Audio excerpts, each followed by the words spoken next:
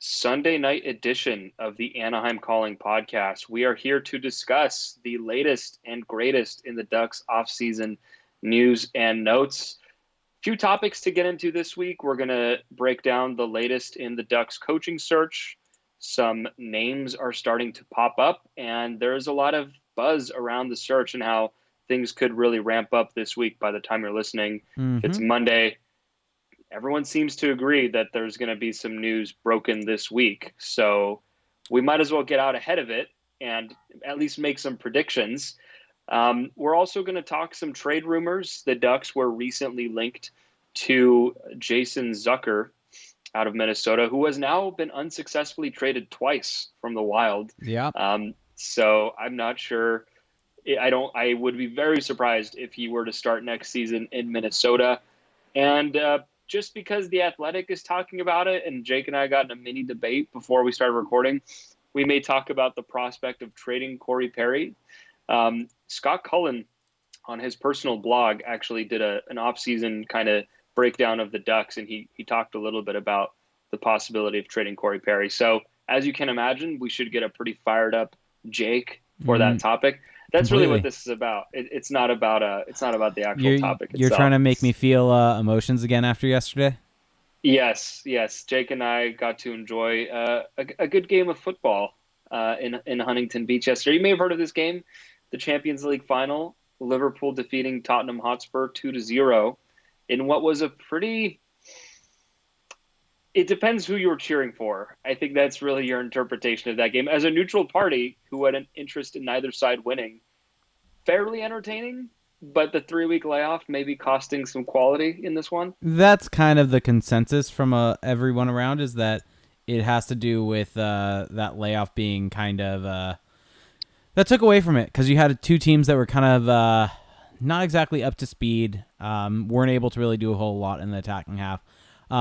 Not going to lie, definitely sad by the result of my team losing, but had a really good time at Monk's Addiction in Huntington Beach, a little Spurs bar, I guess. So it was cool. It was packed with everyone singing.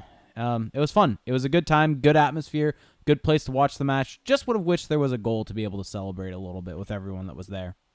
Yeah, and in other non-NHL, non-Ducks news, Golden State Warriors making it a 1-1 series tonight with a huge win in Toronto. So, sorry, Jake. My team wins. Yours win, doesn't. My team lost. Okay. Well, LAFC won at least.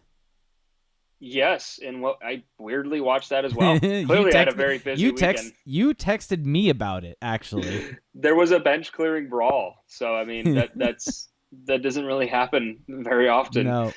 It was noteworthy. Also, huge upset in boxing. We're just doing the weekend rundown at this point. So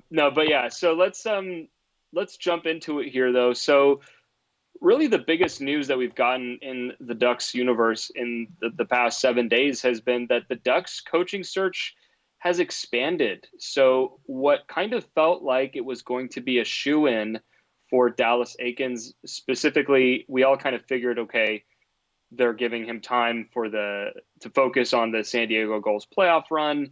And once that finishes, which it has, then we may start getting some news. We haven't gotten news that Eakins is, going to be hired soon, but we have gotten news that the search is picking up. Specifically, and I think that this is a good place to start before we start discussing the different names that have popped up.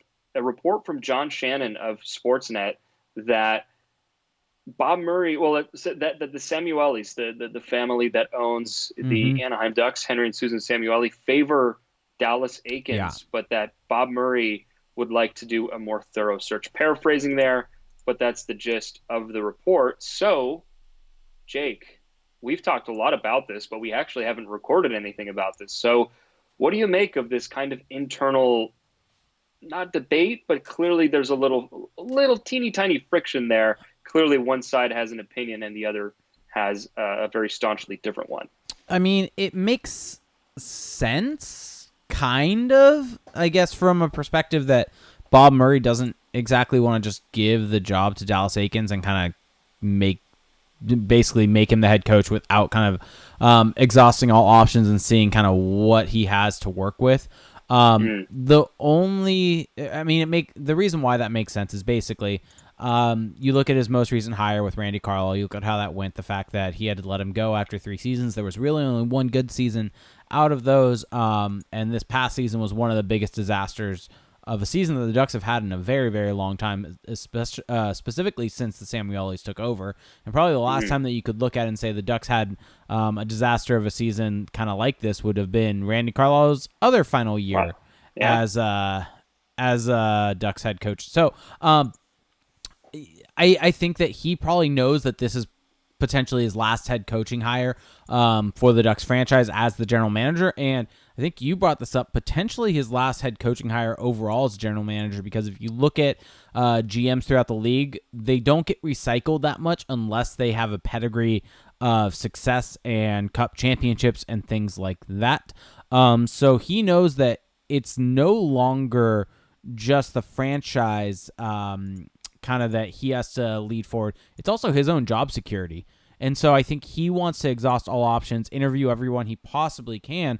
And I think we're starting to see that with the fact that Pierre LeBrun made the announcement that the Ducks will interview Minnesota Duluth head coach Scott Sandelin, who's a head coach that, I mean, this really, I think, came out of left field. Yeah. I don't think anyone would have predicted this.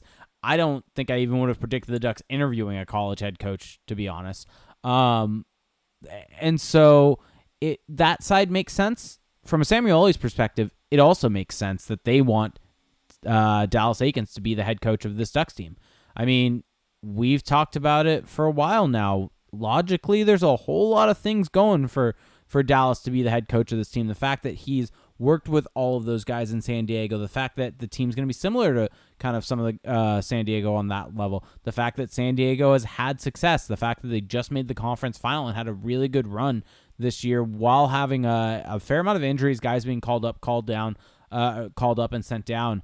And so I really am of the opinion that even though this is going to be Bob Murray's last hire, the Samuelis are going to have a pretty big impact on this coach. And that's kind of why I still think if the Samuelis want Dallas Eakins, it's going to be Dallas Eakins that will be the head coach. Right. So there's definitely a lot to unpack here. And it's always important to understand the internal dynamics and then look outward before looking outward. And I think that with, like you were just kind of breaking down here, the dynamic between Bob Murray and the Samuelis is pretty clear that Bob Murray got a 2-year extension. This is a GM who has, I think, a really high level of trust from ownership. I mean, he has a lot of gravity, I think, in that organization. He's been there for a long time, but good things come to an end. And Bob Murray has had some great successes as the Ducks GM. I would say generally, it's hard to look at his tenure in Anaheim as anything but a success. Yeah. I think overall, the franchise is in a decent place. They've been competitive. The seats have been filled for the most part. I mean, that's what you want. But at the same time, things have definitely kind of turned away, which is what happens when you have a certain core and it starts aging.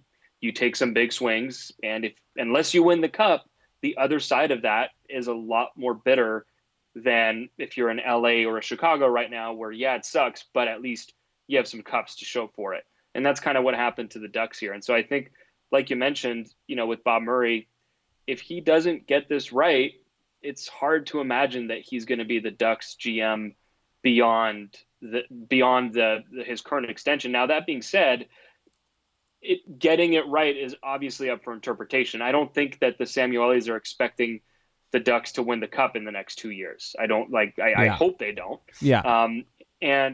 But I do think that there has to be a clear positive momentum with this next hire. And so it has to be done properly. So on one hand, you could, in a way, question why they're taking so long, and you could whittle it down to Bob Murray's own, individual motivations. But at the same time, is it not the proper thing to do to take the time that you need. Yeah. Yes, the draft is this month.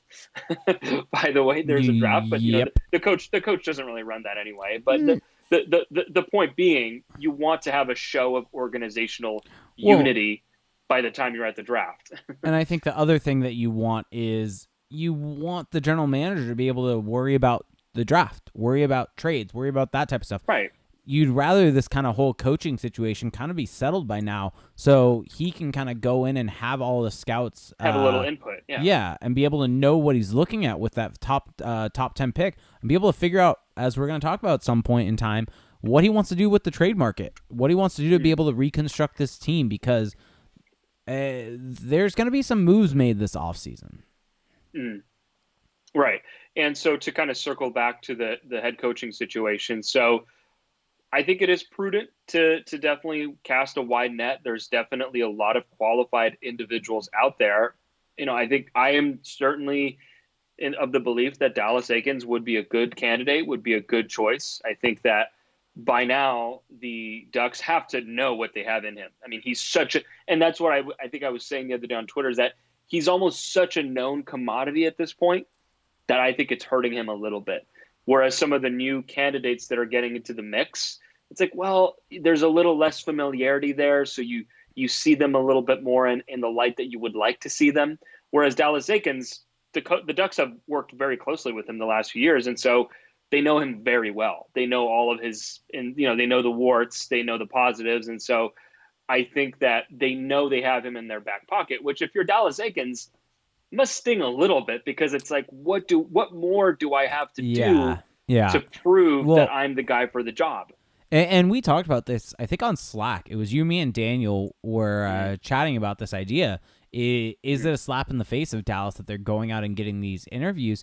I think that if you're in Dallas Eakins' position, maybe, I mean, you would hope that kind of what you've done this past year and in years past, that's kind of enough of a resume to be able to prove to Bob Murray that you should be the head coach of this team. That's something you'd like to think.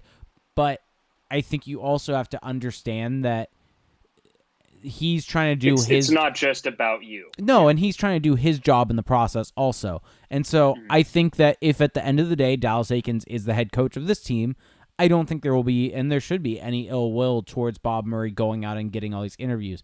Having said that, if Dallas Eakins is not the head coach of this team next year, I think it would be real hard to go back and be the head coach of San Diego after this. It would be a little bit of a bittersweet thing, I think, for him.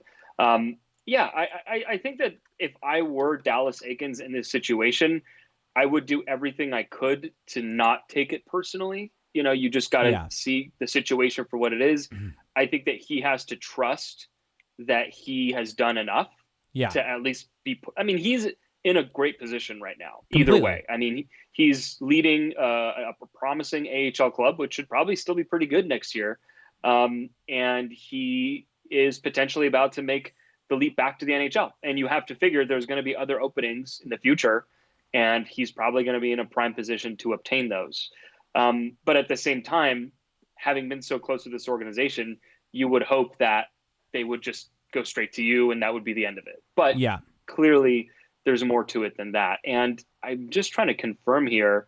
So he was extended last year, and I'm trying to find out what the length of the extension is. Was it a 1-year extension?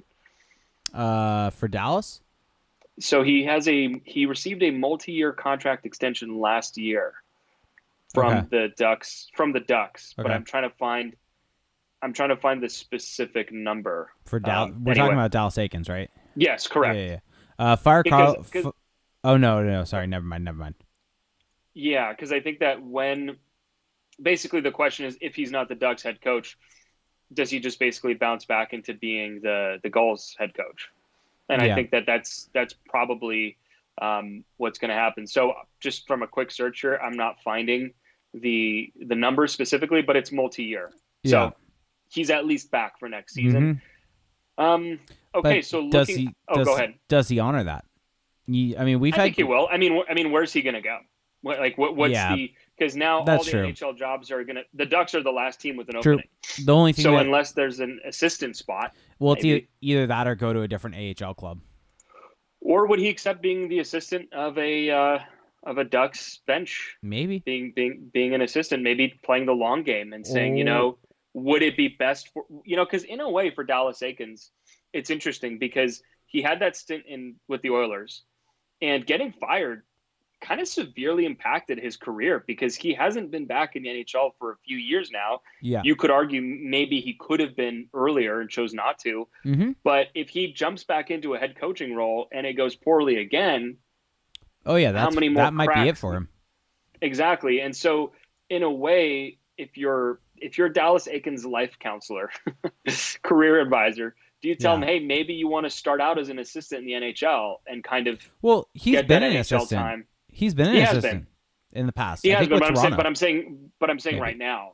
I'm saying right now, as a career move, Yeah. is it better to start out with less pressure I and then kind think of work your way up? I think most of the time what you'll see is guys be assistant coaches, and then they'll actually go be AHL head coaches after that because they want Right. to learn how to take all the reins in that type of situation. I mean, you brought this up. What if they hire Dallas Eakins and then bring in two of the guys that they're interviewing as assistant coaches? Yeah, I mean that's a possibility, and we should probably start mentioning who some of those Yeah. guys are.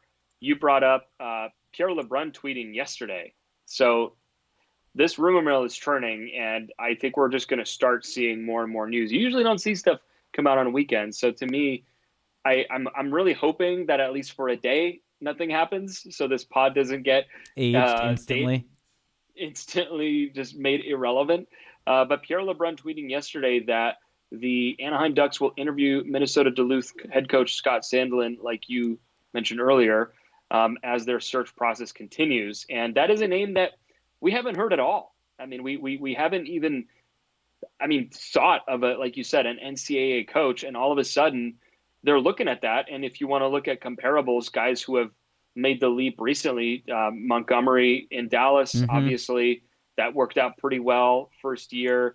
I'm trying to think the head coach with the Rangers, blanking on his name right now, but another head coach coming from the college ranks. So clearly there has been a move in the NHL in recent years. Sorry, David Quinn was the guy I was thinking of. It's just one of those things where, the NHL is starting to branch out into those kind of more new school avenues, guys who can maybe connect with quote unquote millennial players. And the Ducks seem to be joining that movement. Now, of course, does that mean anything? It's just an interview. Yeah. I would view this as a positive, even though maybe Scott Sandlin doesn't get hired, or if he does, I think the consensus seems to be that he did a really good job at Minnesota Duluth, that they played a good up-tempo style. So does that pique your interest, Jake? It does. Playing. With obviously limited knowledge. That's the thing is that we don't really know a whole lot. I obviously can say I did not watch any of Minnesota Duluth this year. So how dare you? You're not doing your homework. I know. But if that's kind of his what he's known for, then that's definitely a good sign for the Ducks moving forward. I've also heard his defensive schemes are very good, and we'll see though. It's really kind of an unknown, and that's kind of the situation we're in with a lot of these head coaches is that we just really don't know. So here we go. I was able to find an article on him. So he's been with Minnesota Duluth though for 19 years. There's that new blood. Does that sound about right? He's 54 years old. So if that's the case, as a head coach for 19 years, or this article says Sandlin, who played at North Dakota and for 7 seasons NHL, has 369, 311, and 87 record in 19 years at Minnesota Duluth. It's a long time to be coaching a college team. I mean, those are pretty cushy jobs. I mean, look at the coaches in NCAA football. They're like the richest public employees in their states. Yeah. I don't think the hockey coaches get anywhere close to that, but they probably make pretty good money, and you get to pick your team every year with recruiting. It's a pretty good job. And, so for Sandlin to be interviewing for an NHL position, he has to at least believe he has a chance. Here's an interesting quote in this article from Sandlin. This was a quote from him after the Minnesota Duluth season ended. Said, "I'm not looking for any opportunity," and then added, "If somebody calls me, I'll listen. Right now, my plan is to be back at Duluth and be at Duluth for a long time, hopefully." Yeah, well, money talks. Yep, but I think that's interesting that means the Ducks. He wasn't known as putting himself out there to want to move on to the NHL. This was the Ducks wanting and reaching out to him to be able to get ahead, see if he would interview to be the head coach. Well, what's interesting as well is just that unless I'm missing something, there isn't a clear link between him and the Anaheim organization, at least player-wise. I mean, I don't think there's any players on the Ducks roster right now that were at University of Minnesota Duluth, unless I'm forgetting someone. I think Brandon Montour may have played there.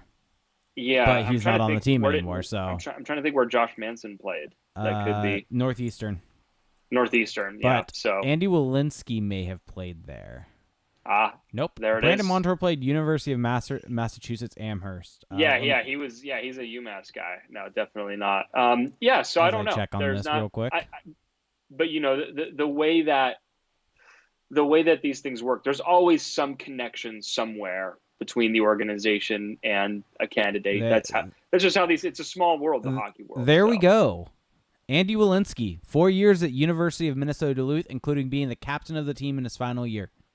Boom. The Andy Walensky connection. Has to be it.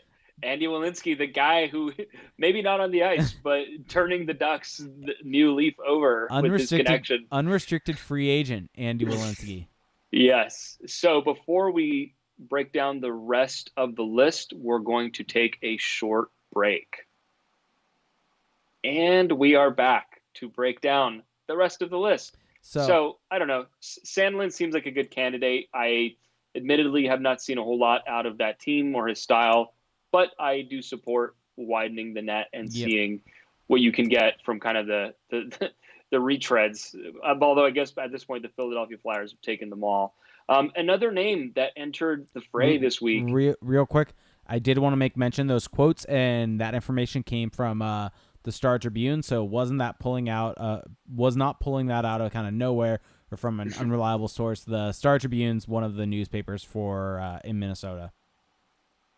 Okay, so definitely a reliable source there. We are 100% not pulling rabbits out of thin air. Not all the time, at least. Just some of the time. Okay, now another candidate, Todd Nelson, who I believe may have been linked to the Ducks in the past. Last time they were looking around. I don't think he was. Another candidate that we're going to be looking at was, though. Yeah, so Todd Nelson, who has been one of those guys who just has experience kind of all over the place. He's won a Calder Cup with the Grand Rapids Griffins. He's been a head coach in the NHL with the Edmonton Oilers, just like Dallas Eakins. Replaced Dallas Eakins, actually. Replaced Dallas Eakins, and it didn't go so well for him either. Missed the playoffs, going 17-22 in a 46-game stint with the Oilers, but has been a good AHL head coach. There's been a lot of chatter about how he's a forward-thinking guy, looks at numbers, kind of uses different tactics, and he's always been one of those names, along with Dallas Eakins, that of those younger kind of up-and-coming coaches. And he seems definitely like a guy who would be a viable candidate. He was an assistant coach for the Dallas Stars this season. So for you, we don't have to spend a whole lot of time talking about each and every candidate, but thumbs up or down, Todd Nelson? Not exactly sure. Not thrilled. Not thrilled. I mean, you know me. I've been on the bandwagon for Dallas Eakins now for a while. Yes.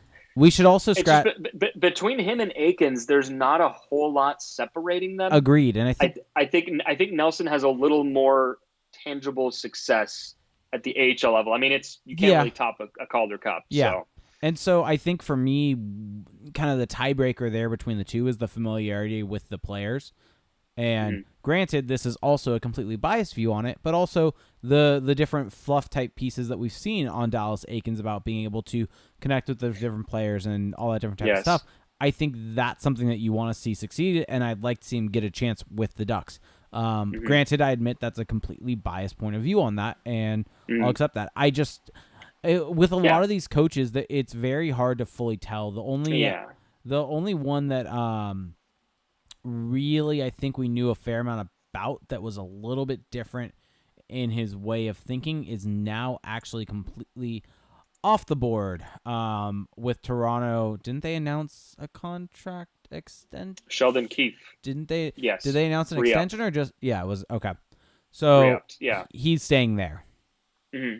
Yeah, and that was someone that you had targeted. Yep. Another targeted sounds weird. We're not after anyone.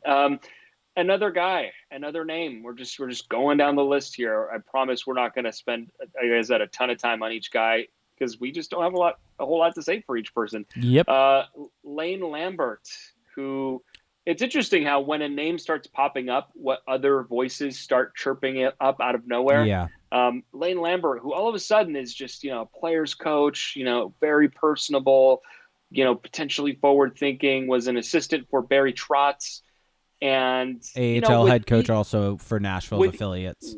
With each, what you'll notice with the NHL, and this probably applies to other sports as well, but that every great head coach, usually there's a really good assistant coach that kind of joins them at the hip. To me, the example that comes to my mind right away is Jay Woodcroft and Todd McClellan. Jay Woodcroft has often been described as a really strong tactician and a big reason for the success that the Sharks had when McClellan was the main man. And with Lane Lambert, it's very much that same type of situation.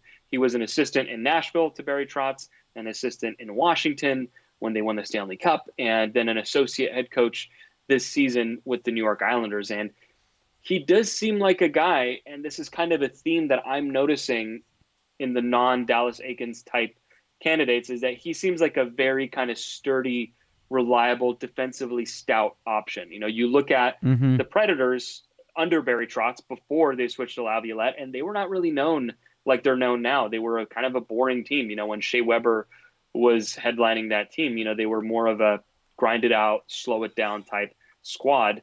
And one of the reasons that the Capitals have been credited for winning that cup in 2018 was that they embraced more of the 5-on-5 aspect, became less of a run and gun style team.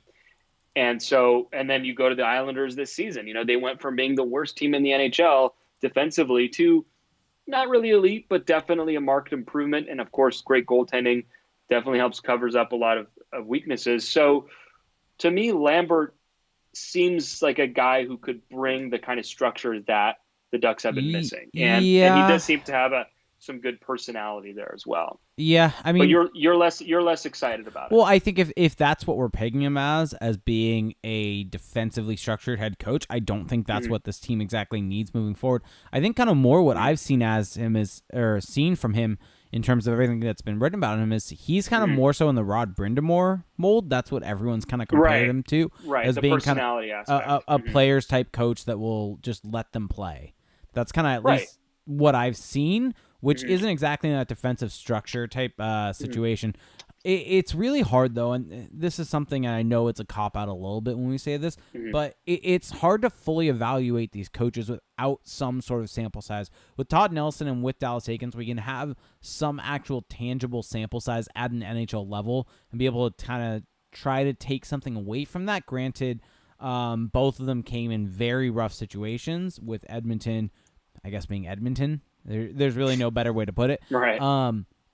And so you have to take some of it with a grain of salt, but there is something that we can take away from it. Look at different interviews, look at how he addressed things, look at even what he said about his time there and how he learned a lot from it, with Dallas Eakins specifically saying that. Whereas with Lane Lambert, all we can look at is with him and his assistant coach at the NHL level, and how much of an impact do assistant coaches really have? That's kind of something that could be up for debate. It's not really something I think we could ever tangibly know one way or the other. How much is the head coach doing? How much are the assistant coaches doing? You see the blame pinned on assistant coaches from time to time with getting fired, but how much of that is just warning shots being fired? How much of it is actually trying to make an impact? I don't know. Right. No, that's a fair point. And that's the difficulty with bringing an assistant coach, is that it's almost harder to evaluate them than, although they are in the NHL, it's almost harder to evaluate them because at least an AHL head coach or even a college head coach, you have a very clear-cut idea of what kind of coach they are because they're calling the shots at that point. Yeah. Whereas, an associate or an assistant head coach is still kind of bending their will to what the head coach wants. But there's still something to be gleaned there. Yeah. And I should have mentioned, I think what I said about Lane Lambert is more pertinent for the other candidate we're about to talk about. But yeah, he's been a guy who's definitely described as personable, who seems to be kind of more of an open door type coach, which all indications are that the Randy Carlyle regime was not quite that. So Nope. let's just say it that way. Okay, and then another guy, Rick Bowness. He, to me, I was assigned to write an article about him for Anaheim Calling, which you should definitely go check out. Very, very interesting topic. I'm sure you're dying to read about this guy. But no, what is interesting about it is that Rick Bowness has been an assistant head coach in the NHL for over a decade. I mean, he's basically a career assistant, and his only head coaching stints have been wildly unsuccessful. But then you look at who he coached, and it was the expansion Ottawa Senators. I don't think there's any winning that one. And then the Mike Milbury-led New York Islanders of the late 90s. I believe it's Mike Milbury. I could get that wrong. And then a brief stint in Phoenix, in the early 2000s. So there's not really a whole lot to go off of there. So you have to then start thinking about the teams where he was an assistant coach in Vancouver. That went very well. Tampa Bay also very well. And then a good season in Dallas. He is definitely the guy who is the defensive tactician, I guess you could say. He's definitely the guy who I think is probably the least exciting option. 100%. But he has been described as the type of coach who does a good job of connecting with younger players. He does seem like a guy who knows how to balance out overcoaching, whereas just letting guys play. It's another kind of constant that we're seeing with these candidates is they all seem to be very personable. And Bowness has gotten some credit for helping develop Miro Heiskanen and Victor Hedman. Of course, that's total chicken and the egg territory. Yeah. But still, he is another guy who, although he is definitely not on the younger side among this group, he's 64. He's another guy who, if he's not the head coach, I actually would be curious to see him as an assistant in Anaheim, because I think that you kind of need a Rick Bowness on your staff. And anyway, so am I missing any names here? I think that's all of them. I think, unless another one just popped up out of nowhere. Yeah, I think that is all of them as far as I can really remember. Yeah, I don't think there's really any others that have shot off the list as being potential head coaches for this Ducks team. The only thing, all of them. The only thing to add is potentially we know Bob Murray said he wanted to wait to see for teams to be done with their playoff run to be able to there's only 2 left. Ask for permission. Well, there's technically 4 teams. If there's any assistant coaches with Boston or St. Louis, they may potentially want to interview. Charlotte just won the Calder Cup. Oh, they did? Yeah. I just missed that. So yeah. So definitely tuned out the Calder Cup playoffs after the goals were out of it. So no, they didn't win it. Wow, that's a total. Yeah, they won their first. They got their first win in Calder Cup final history. Jeez, misinterpretation. Yeah. I apologize to all my AHLers. That timeline seems brutal, way off. So there's 4 teams, but realistically, there's 3 because we know Sheldon Keefe isn't coming off of the Marley staff. Or no, the Marlies aren't even there. Jeez, oh my goodness, you are struggling. The worst part is I actually follow the AHL somewhat closely, and I just got everything wrong. You 100% did. So okay. There's Rocky Thompson's a name that's been thrown around. Yes. That's really the one, I think. Yeah, that's really agreed. The one. So really it's maybe Rocky Thompson joins this field, and then you have the Boston and St. Louis staffs. But there haven't really been any names that, even for the other vacancies that are now filled, it doesn't seem like there are any names of those 2 staffs that were really out there. So it's tough to say. Prediction time. So let's start here. Do you think that the Ducks will have a head coach by the end of this week? I'm going to say no. No? No. I think I'm going to agree with you. Boring answer, but I think I'm going to agree with you. I think that maybe they'll be close to a decision, but Bob Murray's going to want to wait till after the Cup Final's over to not take away the attention. Jake is throwing up the air quotes. I was really struggling to figure out where that was on my camera. So Bob Murray's obsession with the political correctness is my favorite thing. He is, because I'm sure that's not what it actually is. Yeah. I'm sure it's something totally different.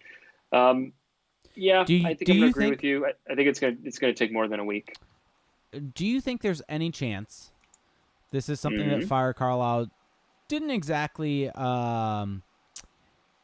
he didn't exactly speculate on if the Ducks would do, but kind of brought this up right now.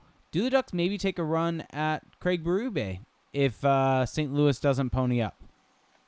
I think they'll pony up. I agree with that also because I think they should. Yeah, Doug Armstrong came out and basically said that our coaching search is a search of one. Yeah. Here's my only pushback on the it'll take more than a week thing. More than one, a non-trivial amount of people that are closely connected to the situation, so reporters, media, are saying it's going to heat up. It's going to heat up. So there's clearly something we don't know that they can't report. Yeah. So maybe it'll happen. Maybe it'll happen this week.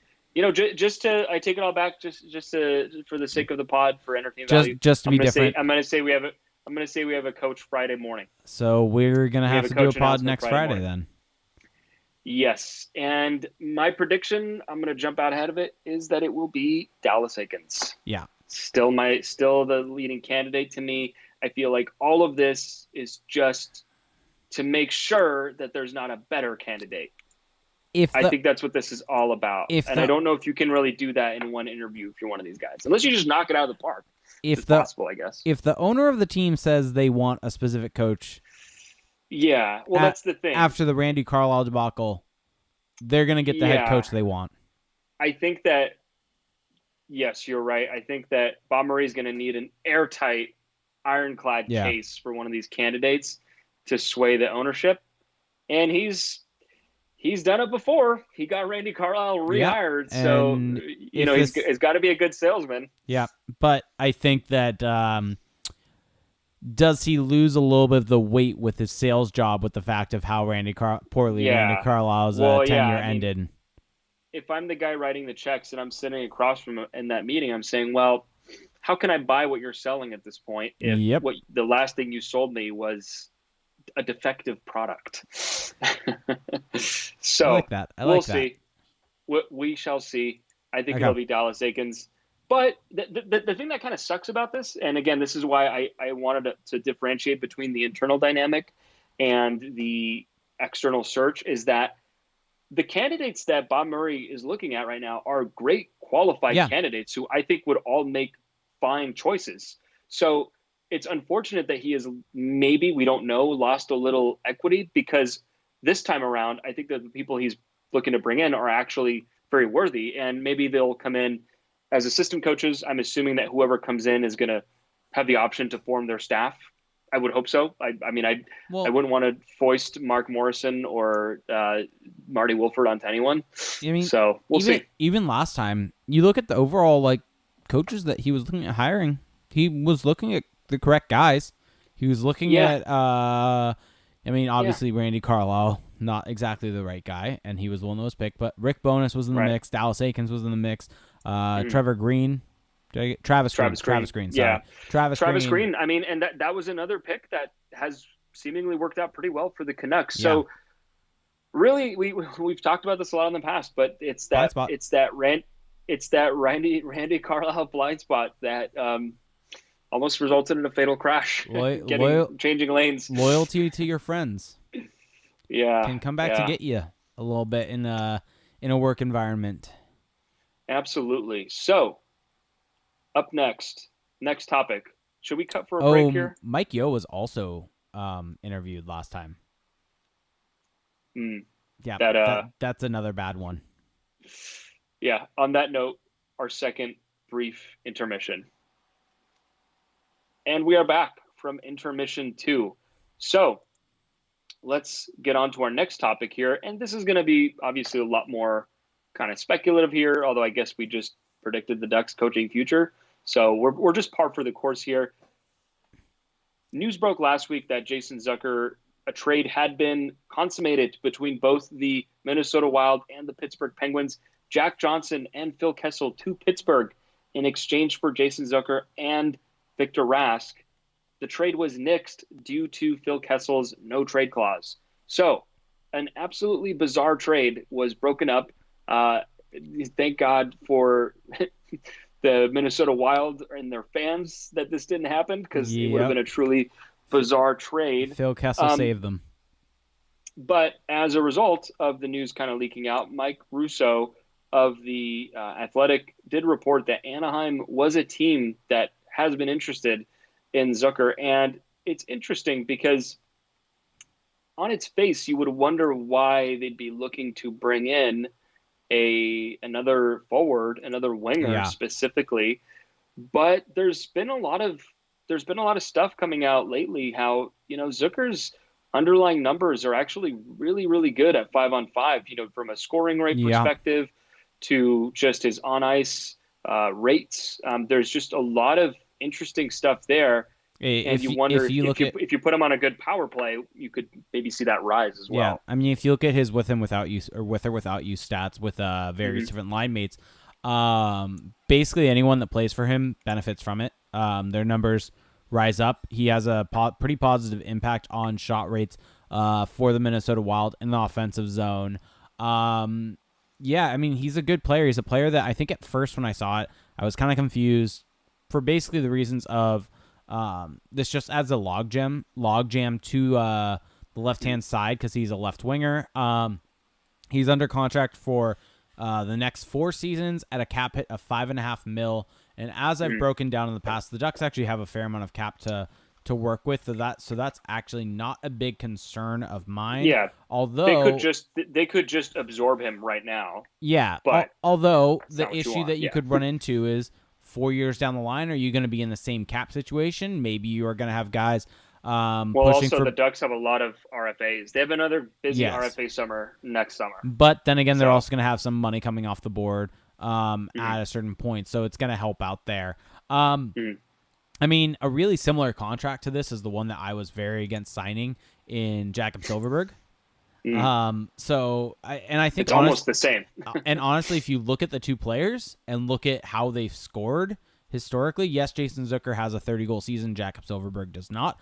But if you look at their historical scoring rates, they're very similar players. I would say it seems like Silfverberg's probably a bit better in the defensive zone, whereas Jason Zucker drives play forward a little bit more in the offensive zone. But in terms of what the final product does, or final product both produce, I think it's very similar, which means that he's a good player. He has a positive impact on your roster. And so I think, like I said, the reason why I was skeptical of it is that on that left-hand side right now, you have Rickard Rakell, Nick Ritchie, you have technically Devin Shore is potentially being on that side also, and then you also have Max Jones and Max Comtois. And so you have a little bit of a logjam on that side. You also have the potential for Kiefer Sherwood to maybe play the left side just to get into the lineup. So it's just adding someone who's under contract for 4 years when you have these kids that will be coming up. And you also have, like I said, Devin Shore, who's granted he's an RFA after next season, so he'll probably be with the club a little bit longer. So it's just when you bring in Zucker, where do these kids kind of fit in? Right, and that's the thing. And so I wrote an article about this earlier in the week at AnaheimCalling.com, a really great website. It's super awesome. You should check it out. But I hypothesized about a potential Zucker move and what it could look like for the Ducks. And naturally, a lot of people didn't agree because it's not a trade that is kind of one of those one-size-fits-all, every problem gets fixed in one move type trade. It's more of chipping away at different little issues to give you less problems down the line and to also make what I believe would be the current team better. So here's what I proposed. I proposed, and this is not really like a final offer, it's just more like a starting point. You could move Adam Henrique and Nick Ritchie to Minnesota in exchange for Zucker. And so you're getting off of Henrique's contract. He would have to agree to this trade. If it's happens before July 1st, I think is the takeaway there. He has a no trade clause. Yeah. But what you do by trading Ritchie, so let's start with the left wing, is that you're relieving a little bit of that logjam. I still think Nick Ritchie's a decent player, but if you look at who's coming in, Comtois, Jones specifically, I think you kind of would rather give them those spots at this point if you have to choose, and just at least find out what you have in them. Whereas Nick Ritchie, I feel like he's kind of a known commodity at this point. I feel like he is what he's going to be. And if he works out for Minnesota, great. Also, they did have a very drawn-out negotiation between the Ritchie camp and the Ducks. So I don't know how that next negotiation is going to go in only 2 seasons. Maybe the relationship isn't the strongest there. And then Adam Henrique, I just don't think it's a very good contract for the Ducks long-term. Yeah. He's got 4 years left at 5.8. I think he's just a very okay player. But on the flip side, I think for Minnesota, he strengthens their center depth a little bit, and Nick Ritchie gives them kind of another young piece. And keep in mind, the Minnesota Wild right now are not rational actors. We're not sure what they're doing. Yeah. And I think that those are the kinds of teams you actually want to pick up the phone with, because you can maybe get. And so I think, to me, out of those three, Jason Zucker is clearly the best player. Yeah. And I know that some people might not agree with that. But so if you chip away at the logjam on left wing, yes, you may get a little weaker at center in the short term. Devin Shore can move back to center. Yep. But I think Zucker kind of mitigates some of that because he's going to make that top six stronger. Yep. Yeah, and so looking kind of from the Minnesota side of this, because obviously we're touching on it from the Ducks perspective, but in order for a trade to work, it has to make sense for both sides of the trade. So Mikko Koivu, Victor Rask, Eric Stahl, and Joel Eriksson Ek. And I actually don't even think Victor Rask plays at center that much, but those are your centers for the Minnesota Wild. So Mikko Koivu, Eric Stahl, and Joel Eriksson Ek. So they need another center, and they need someone who's going to be a second or third line center. Mikko Koivu is only signed for next season. He's UFA after that. He's also pretty old, so he may be being phased out. He's 36 years old. Eric Stahl is also old, so this kind of gives them a second line center for years to come. And granted, you might say that the Ducks kind of want that, but I think that the Ducks want to get out of that contract at this point because Getzlaf is signed for a couple more years. You have to deal with the Kessler contract, even though it can go on LTIR. So I think it makes sense for the Wild, and it gives them a bit of protection for Joel Eriksson Ek, because once Eric Stahl and Mikko Koivu are gone, Eriksson Ek is probably going to become the first-line center for them, and you're going to want someone from behind him that can fill in and play on the power play and kind of do everything beyond the penalty kill. And so I think that Adam Henrique kind of fills that for him. And as much as we kind of don't love what value he brings to that contract, he is a valuable player and can kind of do everything for the team. And so I think that makes him kind of a valuable piece for the Wild to be looking at. And so you'll be getting his salary off the books and taking on the salary of Jason Zucker, which are fairly similar in terms of the amount that you'll be taking on. And then you give him Nick Ritchie also to kind of sweeten the pot. And so like you said, or like Felix said, we're looking at this, and the Wild aren't exactly completely logical. So even if this does seem like a win on the surface for the Ducks, that's I think makes sense right now with the looking at the fact that they were looking. I think get the best. They get the best player in the trade. To me, that's what you always want. Well, you look at the trade that was being proposed: Jack Johnson and Phil Kessel for Zucker and Rask, which is a huge overpay. Awful. I mean, I love Phil Kessel, and he's extremely productive, but I think I would probably rather have Zucker on my team right now. Why would you want Jack Johnson? Well, I think that Jack Johnson is thrown in there because the Wild are attaching Rask, So if you're sending out Rask and Zucker, I think that Kessel's making a lot. This is probably Paul Fenton just getting steamrolled at the negotiating table because it's bad. He is probably operating under the mindset that Phil Kessel is the most valuable asset in this deal, and so I'm going to do whatever it takes to get him So I'm going to send this guy who doesn't want to be here because I've already tried to trade him once. And I'm going to attach this young player to make sure I get Kessel. But then Jim Rutherford, being the shark that he is, going to say, okay, well, look, I want to make this happen, but you have to take Jack Johnson. And so Paul Fenton says, okay, yes, done deal. And then it didn't happen because Phil Kessel doesn't want to go play for a mediocre team. I get that. So that's where this kind of leaves the Ducks, where they can kind of swoop in and probably name their price a little bit and get the best of the deal. And I don't love trading Nick Ritchie just because I think he's a good contract and he's a guy you're selling low. And you're selling low, and you're also kind of betting pretty big that all of these young guys are going to be NHL players next season, which we don't necessarily know. As much as we can speculate whether or not Max Jones and Max Cantwell will be in the NHL, it's still a bit of an unknown. But I do think that even with Nick Ritchie out, you're still in a good spot depth-wise. You still have Sherwood and Sprong as potential extra forwards. It's not a terrible position to be in. I also just expect these guys to be – I do expect at least Terry, at least Sam Steele to be better next year. And I think Comtois probably could have played in the NHL this season. I mean, he could have played the entire season already. So it's going to be interesting. That's kind of it's been a conversation. I don't see it happening because I think the Ducks are probably kind of in stand pat mode right now. I don't know if that's necessarily the best course of action. I think probably if the Ducks were to make a move right now, the most logical thing would be to just try to get off bad contracts, which they're not going to do. They're not going to trade Corey Perry right now. They're not going to trade Ryan Getzlaf. They can't really trade Ryan Kessler. They can't trade Patrick Eves. So really what it comes down to is, like, can you move, let's say, a Cam Fowler contract, which is looking worse and worse by the day. So that's really where this leaves you. Any kind of final thoughts on the trade rumor mill?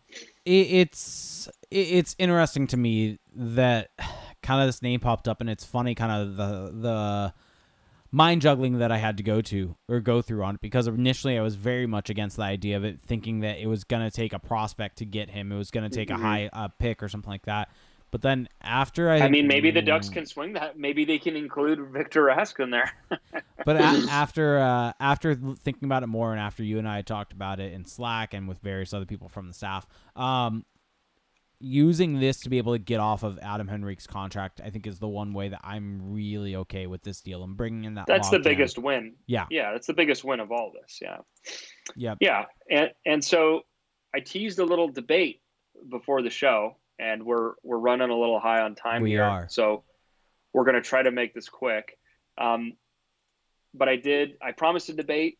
You're probably not going to get a heated one here, but so Scott Cullen, formerly of TSN, wrote a pretty good overview of the Ducks offseason on his personal blog and talked about the possibility of the Ducks trading Corey Perry. And this was something that was kind of bandied about on The Athletic last week as well, or at least moving on from Corey Perry. So whether that's the form of a buyout or a trade. And so some people are pushing for this. And Corey Perry has, I believe, reappeared on the trade bait board for Frank Seravalli's list. So don't trust Frank Seravalli. Well, I'm just saying, where do you stand on this, Jake? Surprise everyone. Oh, this is going to be no surprise. Corey Perry's not getting traded. He's not getting bought out. He's not moving. He has first off, let me really touch on the trade thing first. He has a full no move clause. Right. In order for him to be moved, he has to agree to the team that he's going to. He has to agree to leave the Ducks. At this point in time, I kind of think that's doubtful. He has all the championships that he's won. He lives here. He has his family here. He's probably comfortable here. Probably loves the life that he can live during the season here, not with the pressure that he would get from somewhere else. I just don't foresee a trade happening for that reason. And that's something I always point to. He has a full no move clause. He can say no. And so that's the biggest thing. The other thing in terms of a buyout, I think from what we've heard from management and looking at the cap situation, buying him out, it gives you relief this year but it makes the contract go from 2 years to 4 years. And so if you were to buy out that contract, why don't I just do it while we're here? But if you were to, Well, go ahead. I was Sorry. just gonna say, if you were to buy out his contract, where is his deal? There it is. If you were to buy out his contract, essentially, instead of it being 8.625 mil cap hit this year and next, this year you'd have a cap hit of 2.625. Next season would be a cap hit of 6.625, and then 2 mil for 2021-22 and 2022-23. So essentially, this year you get a big cap saving of about 6 mil. Next year it's only about a 2 mil cap saving, and you still have that extra 2 mil cap hit for the 2 seasons following that. So if the Ducks were on the cusp of cup contention right now, I would be more pro that line of thinking, because every dollar matters and you want to, you're adding. But right now they don't really, there isn't as much of a need to open up this space there, and that's kind of, I guess I'm giving away where I stand. It's what I do find interesting, though, to the no move clause point, is that there's been a lot of talk in recent days about how Patrick Marleau could be on the move from the Toronto Maple Leafs. At first it was the LA Kings. Now all of a sudden it's the Arizona Coyotes. It still may not happen, but he has a no move clause, and it seems like the Maple Leafs are comfortable potentially asking him to waive it. I mean, that it's interesting how, on one hand, I do agree with you that Corey Perry having a no move clause kind of cements the fact that he's probably never going to get traded. But you see other organizations that seem a lot more willing to engage in that kind of talk than the Ducks are. Well, I mean, I think the reason why they're willing to engage in that talk is probably if he doesn't get moved, then he's probably going to get bought out. And he's also but the thing is, for the Leafs, though, him getting bought out doesn't really do anything for them. Isn't because it's an over he's on that 35 plus contract. That's right. Yeah, That's right. Exactly. So they're in a weird spot where they actually have to trade him. Yeah. Then again, the Leafs are also just the Leafs. Or he could trade. They could basically trade his cap hit, and he could retire. That could be because even if he retires, they still incur the cost. But I think the difference with Marleau is that he's already changed places once in his career, and his family has already moved back to San Jose now. Oh, really? I didn't know that. Yeah, and he has 1 year left on his deal. So for him, it's kind of like a 12-month commitment either way at this point. Whereas with Perry, I mean, he still has 2 full years left on his deal, so he's not quite at this finish line mode yet. Yeah. It would be really weird if Patrick Marleau retired just so that the Leafs could re-sign Mitch Marner. And I think the other thing with Corey Perry is, and this was the other point I was going to make with him getting bought out, is no, he's not worth 8.625. I've said that many times on this podcast. But you look at what he did at the end of the season. He looked good, actually, and coming back off that knee surgery. I think the knee surgery at the end of the day was good for him, and I think that you heard that from Ducks management. They were happy with how he was going. And so it really feels like they want to give him a chance next year to be able to rebound from that knee surgery, have a full off season to get into shape and really kind of go forward with it. And so at that point in time, you only have 1 year left on that deal then after next season. I don't really foresee them. Is also trading him now, looking to do that now, you're not trading him at anywhere close to peak value. And he needs to have at least another good season before you can even think about that. And basically, in order to trade him, let's say for whatever purpose, he was willing to move his no movement clause. You're gonna lose the trade. If you're not necessarily, that's where I disagree with you. If you're not retaining cap hit, you're gonna really you may have to give up more in order for someone to take that contract. To me, if you can win that trade by the value of opening up cap space.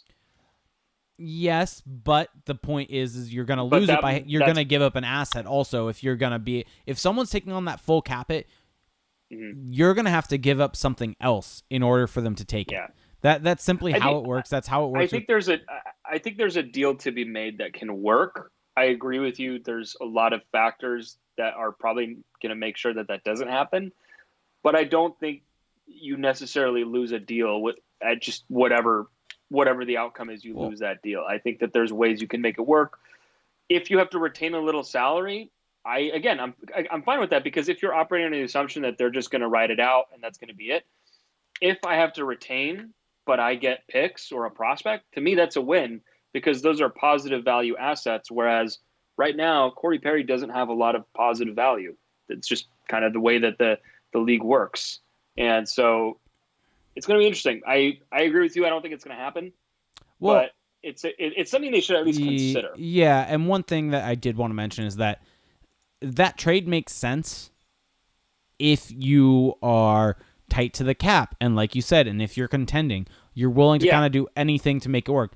Ducks, there's urgency for that trade if that's the situation. Yeah. There's no urgency for that trade right now. Like we've talked about in the past, the Ducks have $9.125 million in cap space right now, and they're going to get more next year as well, with Eves probably retiring. Yeah, and that's prior to Eves going on LTIR, which I know there's been, and Kessler. It's weird. I feel like there's been some chatter that the Ducks have to be underneath the cap with all of these guys, and as far as I know, with my understanding, that's not exactly the case. You can go 10% over the salary cap in summer, and then once you hit training camp, you can actually put guys on long-term injured reserve. Ooh, I was struggling with that for a sec. Long-term injured reserve prior to the season starting during training camp, so that by opening night, you are cap compliant. So if those guys go on LTIR during training camp, then you can still go over the cap by their cap hit. So essentially, the Ducks can go 10% over the salary cap over summer, and then maintain that one and put Patrick Eves and Ryan Kessler on LTIR prior to the season. Yeah. So on that note, I think we should wrap up. We crossed the hour mark. Ooh, really quick. Let's hit a couple questions. We got some right now from Lewis. Said, which top free agent do you see the Ducks realistically targeting? I don't think they're targeting any. I think if anything, it's going to be like an Anton Strahlman. Yeah, top, quote-unquote top free agent. Fair. Oh, I did see one thing, and I wanted to bring this up, or two things. We'll kind of blitz through them real quick. There's Patrick Laine rumors that have come out about him wanting out of Winnipeg. Have you seen these? I haven't seen the specific rumors, but our own Benny from Anaheim Calling asking on Twitter, what would it take to pry Laine out of Winnipeg, and why hasn't Murray already done it? Cost, probably too high. I also don't know if the Ducks are willing to give up what the Jets are probably going to ask for in that trade, which is going to be probably Troy Terry or Comtois. I mean, I think that's where the conversation starts. He also is RFA, so you could just offer sheet him.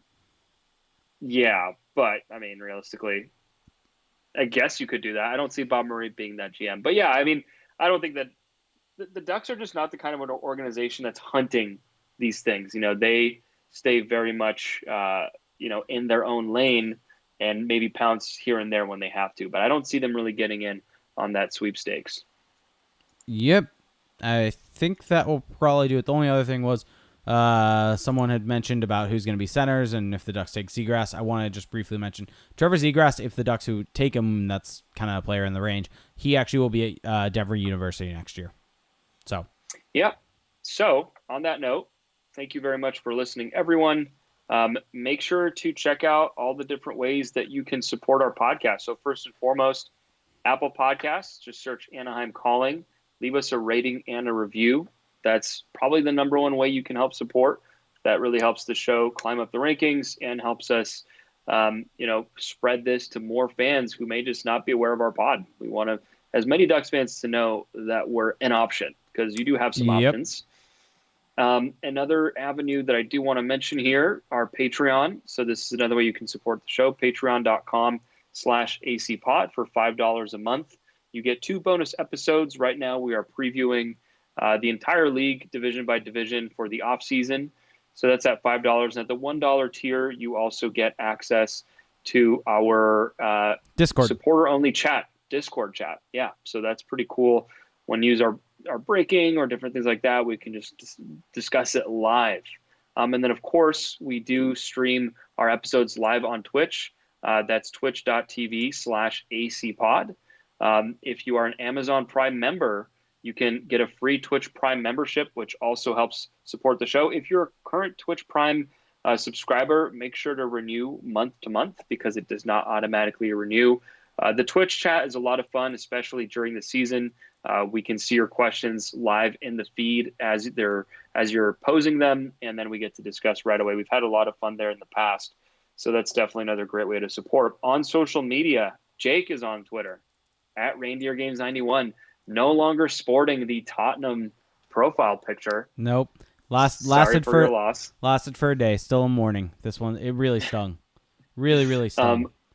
Yeah, I'm sorry. It'll be okay. It'll be okay. And what, only like 2 months till the season starts back up again? Something like that? Okay, because it was kind of like a house money type situation. That's why I don't...